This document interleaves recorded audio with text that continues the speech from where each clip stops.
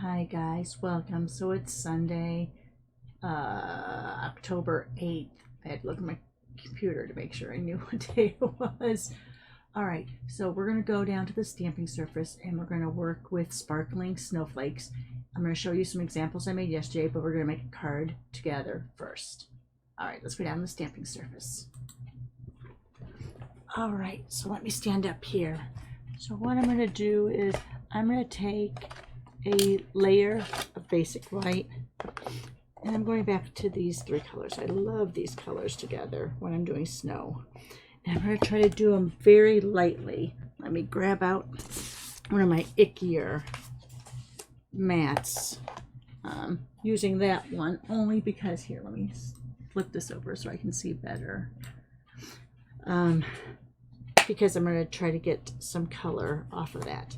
Now, realize that on your stamp pad you have an edge that's kind of far away from that and an edge of your stamp pad that's close to that. If you use the one closest to it, you're going to get more of a concentrated look. So always start from the back and then go ahead and figure out how light or dark you want it to be. And I'm going to put this on. We're going to use some really dark colors for the snowflakes. I'm going to go ahead and kind of bring this way. And some people were concerned that possibly you're going to corrupt your stamp pad with this. You're not going to get much residual. This dries pretty fast, so you're not going to get a lot of residual on there. And if you do, you're going to have it just on that edge. So when you go to stamp, just don't stamp right up to the edge. All right, and let's get a little blue in there. This I want to be very light with because it's a very strong color.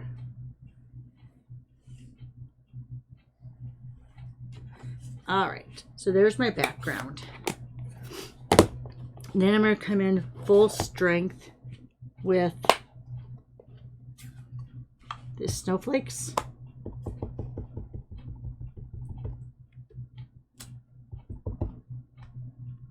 Of course, I'm doing my sets of 3. Going to go to a bigger one now. And I didn't get out. I'm just using the outside edges. I'm not using the solids at this point. Let me move this out very quietly because it's right by my microphone. I'm going to do this in the blue. So a little bit larger. I'm just going to go like that. And yes, I'm kind of going around and about. But I'm going to use my biggest one in the freesia. I hope that's not so loud. I'm so sorry, guys. I should remember to get my blocks out before I actually start recording.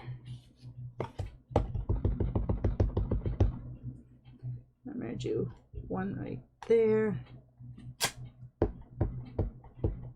Oh, maybe I should have done that in Gorgeous Grape. Yeah, I'm going to go over and grab Gorgeous Grape. Just because that's going to be a little bit stronger, and I'm going to try to match it up to those points if I can. I haven't used Gorgeous Grape in a while. You know, you go in these little spurts. Oh yeah, that looks much better. Just trying to line up that point with where that was. And I'm going to go ahead and put a little bit there, and just a little bit there. All right, yes, that's a very, very busy background. I understand. But I am going to soften it up. I'm going to use the same trick I used yesterday. Let me move all these over to the side here. I'm going to take and run this through the Merry Melody 3D folder. Let me see. If I line it up, I'm trying to figure out. I want it kind of at the top and the bottom. Let's see. I'm going to go right up to that one, I think. All right.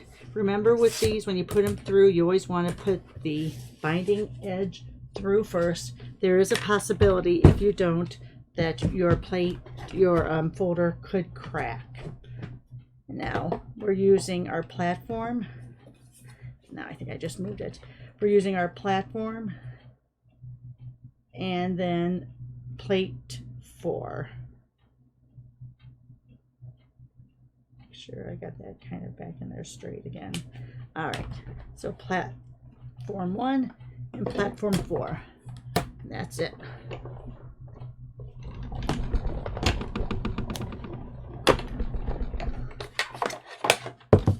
Put this back over here, the side of my desk where it sits.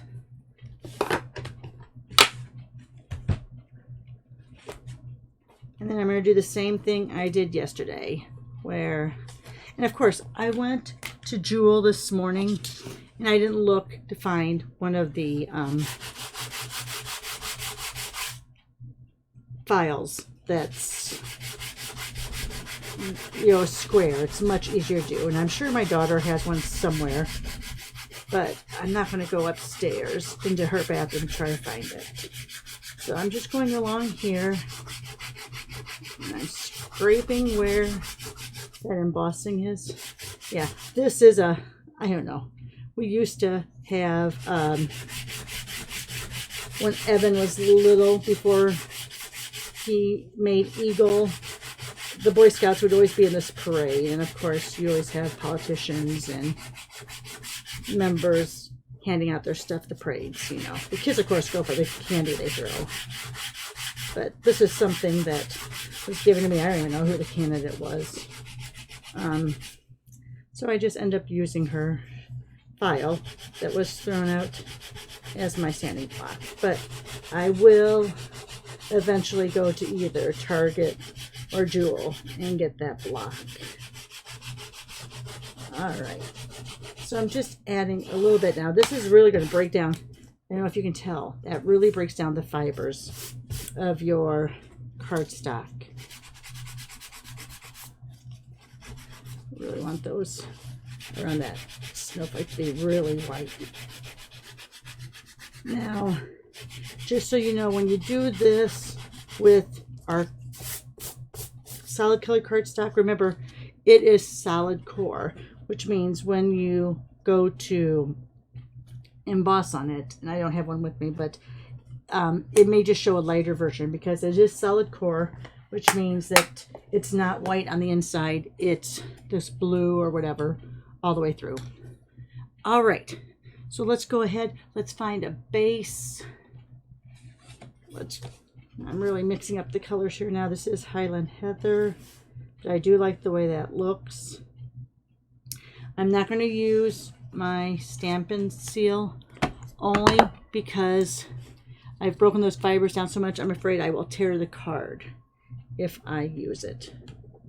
So I'm just going to go ahead. So you can use the green glue, the multi-purpose glue, or you could always use, if you want it to be really stuck, you can always use your tear and tape. I mean, you probably can use your Stampin' Seal, but I've ripped papers before. And since I've run this through the embossing folder and sanded it down, I feel like this is going to be really compromised. So let me get my big block to put on there to hold on to that for now. Okay, let's go ahead and make a side greeting, a sentiment on the side. Side greeting, what am I talking about? So let me go through, here's my blocks of, or my strips. This is what I get when I'm either cutting down to my bases or my layers. You get a lot of strips left. I really want that to pop up, and I really don't think that shows really great. That's almost, I think I need to see if I have, there we go. There's that gorgeous grape again. I think I'm going to use that, even though this, yeah, I'm just going to use it. All right, so there's that strip. I know I'm going to have to cut down my white strip just a little bit more. Oh, and the box. I think someone asked me about the box once. When we used to have project life. It was scrapbooking. These, we got little, you would order these kits and they'd come in these little boxes. And of course, since I never threw anything away, I like using these to hold on to my bigger, not my bigger, my sentiment rectangles is what I call them. So I just have that sitting up here on top of one of my cases. All right, so if this is, it looks like that is 1 3/8. I'm gonna make this 1 1/4. So let me grab my cutter from behind me here. Yeah, I'm doing it right on top of the block. Oops, let me make sure. I need to talk to Evan about, sorry, I'm over here because my screen went down. So I need to talk to Evan about making it so that it doesn't go into a sleep mode faster. All right, let's first do our saying, and then we'll decide how long we're gonna make it. So let's do winter greetings, and I'm gonna do that. I'll do it again since I'm layering a gorgeous grape. I'll go ahead and stamp gorgeous grape. All right, this is not the best to do on top of your cutter, but I'm gonna do it. What is that thing? Do as I say, not as I do.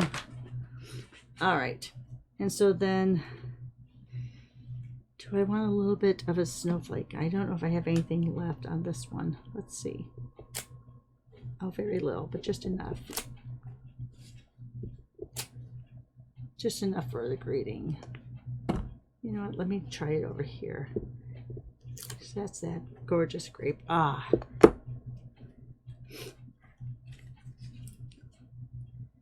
Let's go ahead. We might just keep it like that.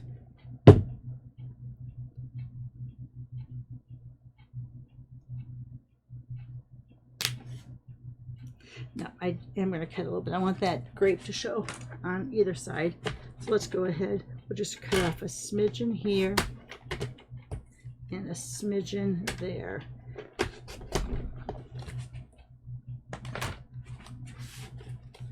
Now let's see. Yeah, I like having just a little bit of a border outline on there. Remember, always start squeezing your glue from the inside. That way you have control of when you get to the outside, so it won't squish out or smush out from underneath. I'm really learning a lot about this green glue. Not that I won't ever use seal again, but I just kind of really like green glue. I really don't like that there, but I'm going to leave it there just because it kind of goes with the whole concept here. And let's go ahead and pop that up. Some dimensionals right here.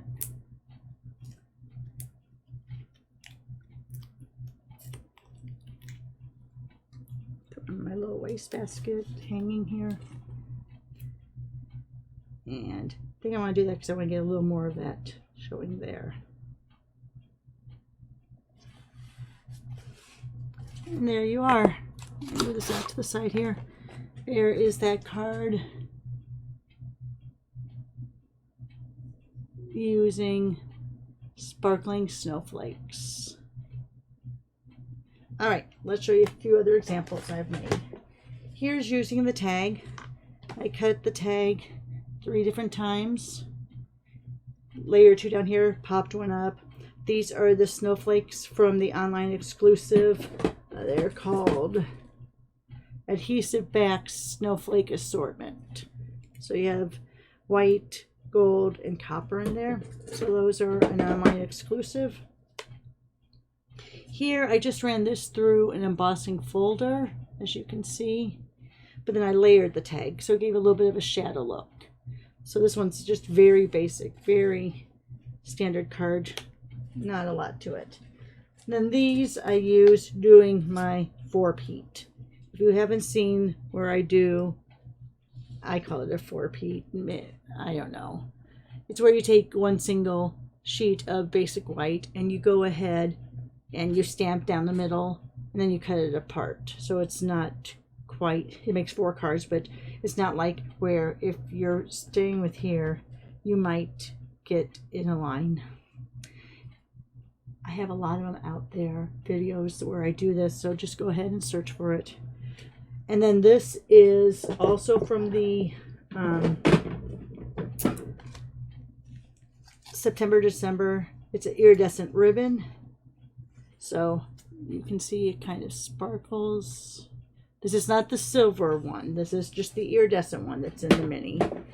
And then I took my Fresh Freesia Dark and colored the ribbon so that it would shine and sparkle with a little bit of that purple look to it. This one really shows up good. All right, guys, thanks a lot for joining me. Have a great weekend. Be safe in the upcoming week, but most of all, have a good day. We'll talk to you soon.